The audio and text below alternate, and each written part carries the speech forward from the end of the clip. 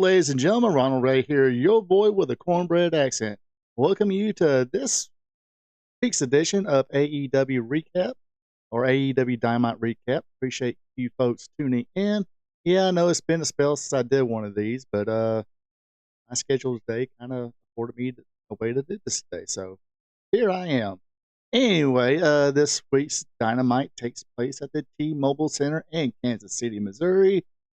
And we got some matches for the Continental Classic, whatever. And we got a return, but more on that later. Before I get started, hey, if you're enjoying yourself, click that thumbs up button. It lets me know you like it. Also, leave a comment. What you think about this week's Dynamite, or just say hello, and I will respond accordingly. And also, be a champ if you're not a subscriber yet, and click on that subscribe button.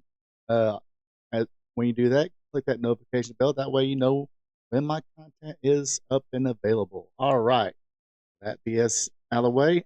Let's let her rip. Excuse me. Need a cough button. All right. Starting off this week's Dynamite, we have a tag team match. Death Rider members, Pac and...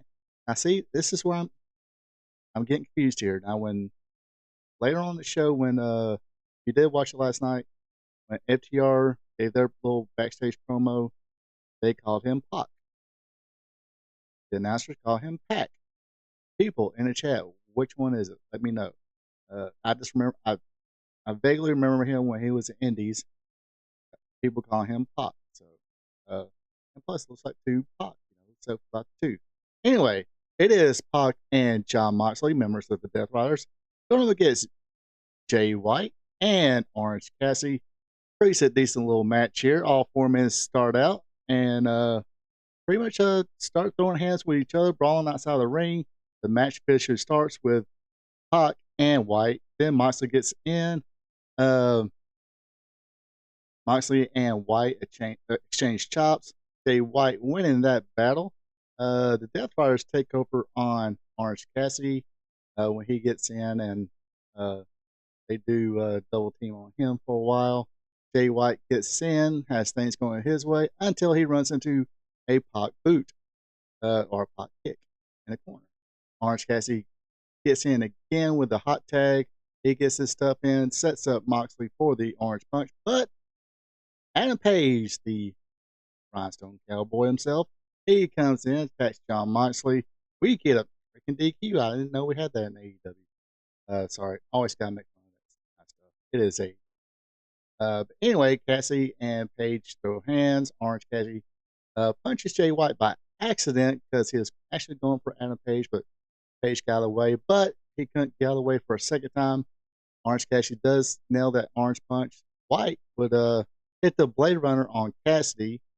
And as all three of them kind of get their wits together, start arguing with each other, that's when the Death Riders come in and start attacking them and leaving them laying. So, decent match. I don't mind the disqualification. Sometimes you don't always have to have a solid finish on TV.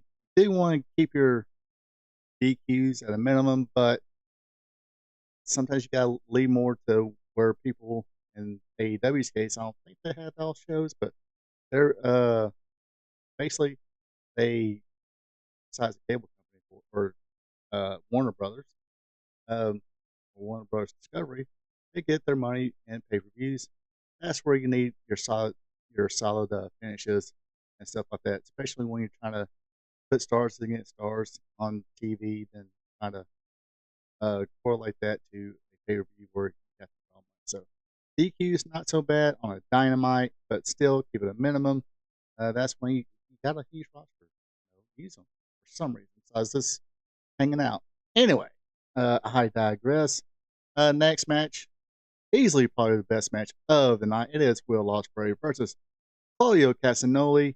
Very good match here. Of course, I'm a big fan of Claudio, as folks probably already know.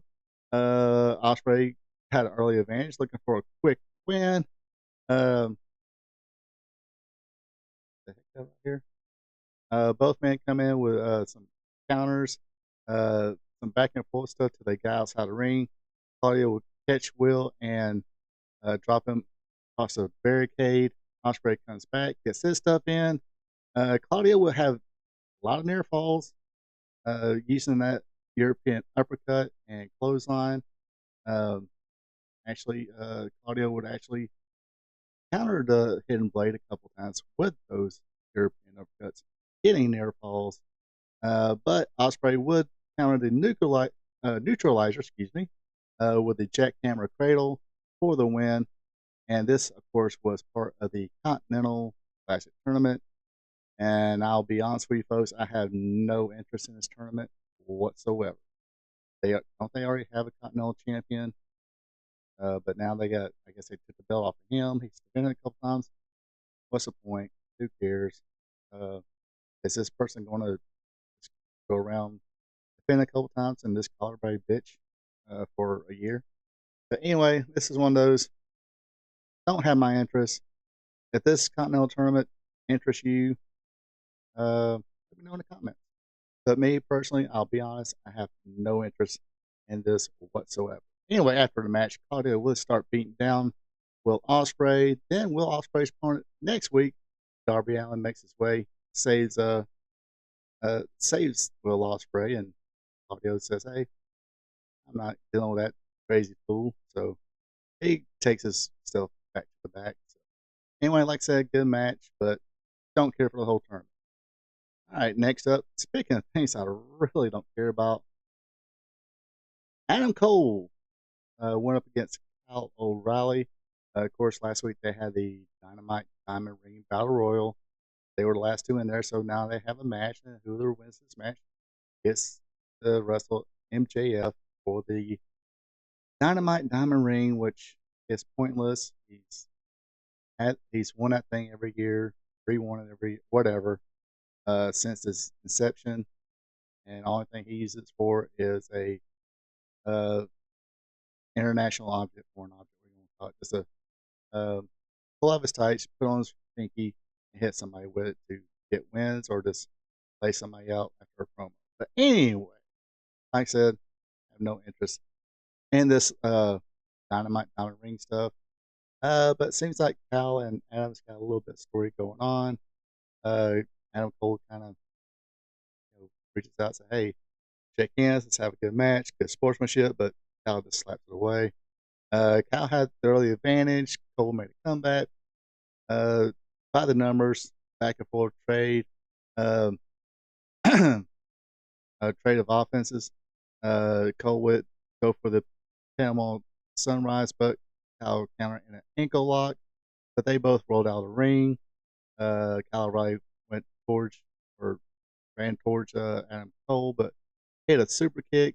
Both of them got, Cole threw him back in the ring. Ref was checking on him. And like I mentioned before, here comes MJF. He's got that diamond ring ready, set, and was going to hit Adam Cole when the referee back was turned. But Adam Cole ducked it, hit a super kick, and Kyle O'Reilly came back with a schoolboy roll, but Adam Cole countered that into a small package at the 1, 2, 3. After the match, the, the other two members of the Kingdom came in and said, "Hey guys, you had a good match. Let's shake hands and let's bury this." But Kyle O'Reilly's not ready to bury things. He kind of blames Adam Cole for Roger Strong's injury. So, like I said, a little bit of story brewing there, but match wise, I've seen both these guys have better matches against each other and against other opponents. Both of them not really been the same since their recent injuries. So, and of course, you can see Kyle with that one arm, that neck is. He's just going to have to do the best he can. What he's got, I guess. If you watch the later career of Paul Orndorff, he was able to make it work. But not say Kyle's not a tough guy, but Peter was wanting to bully him right now. I think he could. I don't think he's on. He might not be on Paul Orndorff's level of big tough guys, but he pretty muscled up, kept in good shape. But you can see that after he got that nerve damage in his neck, talking about Paul Orndorff's later career, you can kind of tell that arms kind of like Kyle O'Reilly's arm is skinny and not sure if he'll be able to get that back in shape. So, but like I said, gotta do the best you can if you're still going to be doing this game. All right, now we're back to the Continental tournament, classic tournament here. It is Ricochet going against Brody King. Brody just kept on overpowering this smaller Ricochet. Every time Ricochet tried to do the flip floppy stuff on him, uh, he gets a couple shots in, but Brody King was able to always catch him and counter something. Um, Later on in the match, Ricochet would counter a superplex into a power bomb, and this is when the turnbuckle pad came off and the turnbuckle got exposed. Why I say that? Because a little while later, it would be a factor in the finish of the match. King would try another avalanche move, might be another superplex, but this time Ricochet was able to counter. Brody King hit his head on that exposed turnbuckle. The silent gun, hidden gun, wherever Ricochet wants to call it. He hit about 2 or 3 of those and got the victory. And it looks like the fans of AEW are starting to grow tired of Ricochet. He's starting to do slowly being cocky and stuff like that, giving cocky little promos. So, hey, fans, heels and faces don't matter. Anyway, uh, sorry, I got to take a little jab there at you guys, but maybe he's going to be part of MVP's group. We should see what happens with that. All right, main event time. It is Mina Shirakama versus the AEW Women's World Champion Mariah May, and this is a championship match. After a slap fest, Mina took over. May would took over after both women rolled out of the ring. Mina had Mariah in the figure four. They rolled out. She got out of it. Then May wound up hitting or running Mina into the ring steps. Mina would take over after a corner post figure four. Um, Got to interject something here. It's in my notes, so got to interject this stuff. So it's not really not being able to format your show or your TV show where it goes over the uh, the live feed or your live show goes over the time it's supposed to go off in 2024. Not really a big flex in 2024. I think everybody kind of knows, understands TV and stuff like that. So not really any point of it just to say you freaking did it. So like I said, no flex on that. So it just kind of just shows me that you really don't know how to format your TV. And I'll get to that. Anyway, let's see. 2 knee strikes and a Mayday got Mariah a 2 count. Mina hit her move for a 2 count. Then Mariah hit the Storm Seer pile driver for the win. Now we did see Thunder Rosa in the front row. She was holding up signs saying Mariah May is not her champion. I wonder what they're kind of going at there. Anyway, as soon some music hit and Thunder Rosa switched signs, and now she has a sign saying WTF because out comes Tony Storm in her original AEW music, not the timeless music, no black and white stuff. This her coming out in her old gear, the little makeup on. It's the punk version of Tony Storm. Had a great ovation from the crowd. So seems like this is gonna work, and that's where they left it off. That's where they want to cutting the cameras off, and this is how the show ended. Where was I going with all this? Anyway,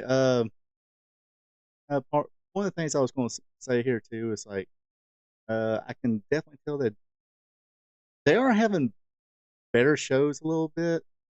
I'm not saying this is a bad show. Yes, I don't care about the Dynamite Diamond Ring or the Continental Classic. I have no interest in that. But show wise, it was pretty good. Gotta improve uh, your format, as in what matches go where. Uh, Nothing against Mina and Mariah. This shouldn't have been the main event in any show. This probably could have been the midway match, or I don't really want to open. I would have put Will and Claudio maybe open a match. Uh, I could have worked Mina and Mariah semi main event, but um, the Pac, John Moxley, Jay White, Orange Cassidy should have been main event. Either that one or the Will Ospreay and Claudio. You could have put uh, Cole and Kyle O'Reilly first match, just get the tempo up and everything. But just my opinion. What is your opinion? Do you like their match format, or I'm just being nitpicky? If I'm being nitpicky, let me know in the comments. Other than that, you folks have a good one. Take it easy. And until next time. So long from the peach state of Georgia. Thank you for checking out our P2 Vision. Subscribe to our P2 Vision to watch Ronald Ray's content that covers the sport of professional wrestling from yesterday to today. His weekly content starts off with Wrestling Trivia Tuesday. Every Tuesday, Ronald Ray asks 5 questions about the sport of professional wrestling. So tune in and have some fun.